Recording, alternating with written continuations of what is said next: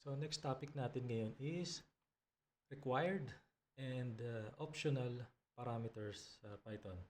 Specifically sa mga function calls. So meron na akong ginawang example dito. Let's say meron tayong function call API. Dalawa parameter niya na ngayon. Yung API na gusto natin tawagin, say yung name ng parameter. Gagawin na lang natin itong param para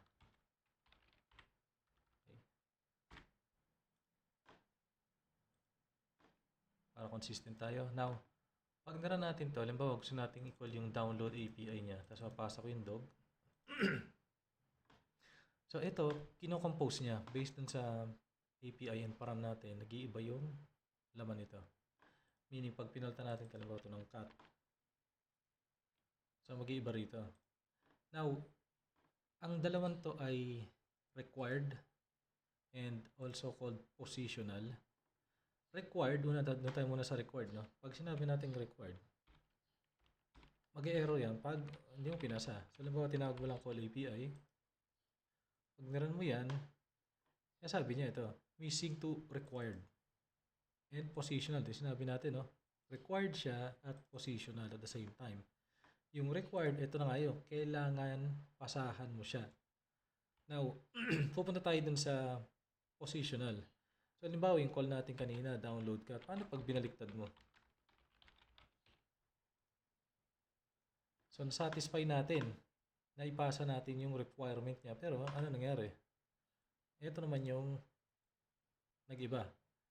So, maybe meron kang use case na okay lang mag-swap yan. Pero normally, yung positional, by the term nga, no, positional, kailangan tama yung position niya. Otherwise, magmamali yung behavior ng function mo. So in this case, gusto nating i-ensure na yung first word is the API and not the parameter.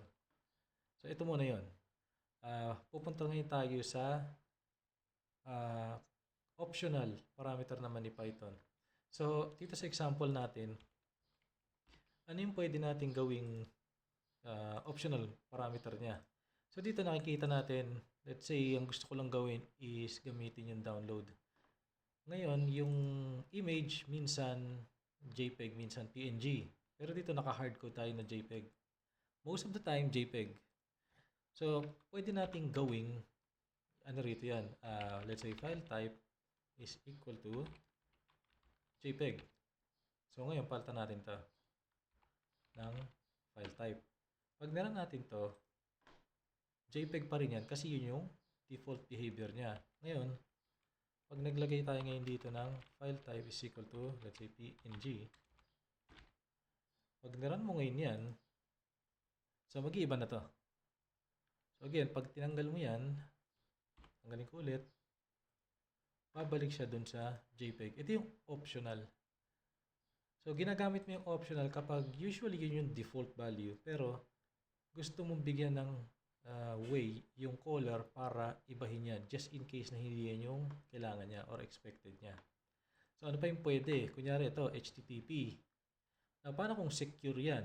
So kung may mga ganun kang question, pwede mo ilagay dito yan. Halimbawa, protocol is equal to HTTP. So yan yung default natin. So ilagay ulit natin dito, protocol. Make sure na tama ulit tayo. Ganun pa rin. Now, pwede mo rin gawin na, halimbawa, wala siya sa FTP, sa HTTP. Paano kung nasa FTP siya? Saan tayo? Protocol, hindi ko nilagay. Protocol is equal to, ayan, kaya yung optional, kailangan i-indicate nyo yung name niya. Kasi pag hindi, pupunta yan dito actually sa file type. Kaya kanina, dito siya pumunta. Yun din yung difference ng dalawa. By default, kay Python, yung sequence ng argument mo, imamap niyan sequentially kung paano mo dinefine to. So, kung kanina wala tayong keyword argument, yung FTP na-assign dito sa file type. Para ma-assign siya dito sa protocol, kailangan sabihin mo to. Now, of course, kung isa lang yung extra parameter natin at nilagay natin yan, okay lang. So, ngayon, yung keyword argument, ito pa rin yung difference sa positional. Pwedeng magkaiba sila ng sequence. So, pwede kong ilagay dito yung file type sa kabila. Tapos, i-run natin. Ayan na siya.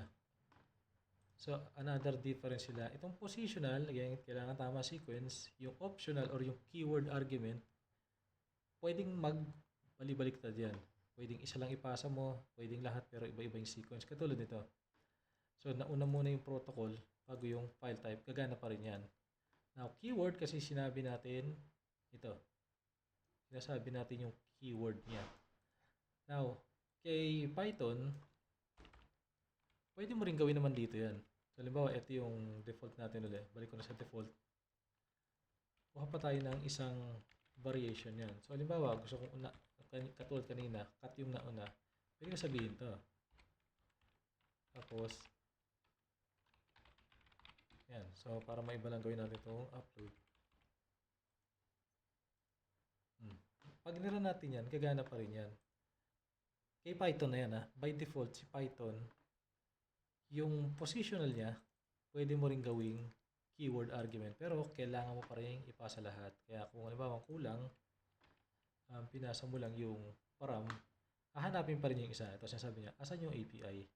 So, it's either ilagay mo yan dito or lagay mo lang dito or delete. Pag hindi mo nilagay again yung keyword, i-assume niya na kung ano yung unang parameter na dinefine mo, yung API, dun niya i-assign yan. Ayan, so delete API. Okay, so yan. Yan yung basic ng positional and required. Tsaka optional and keyword argument ni Python. Ito yung foundation. Intindihin nyo muna to bago tayo pumunta o bago nyo panoorin yung next topic na args and quarks.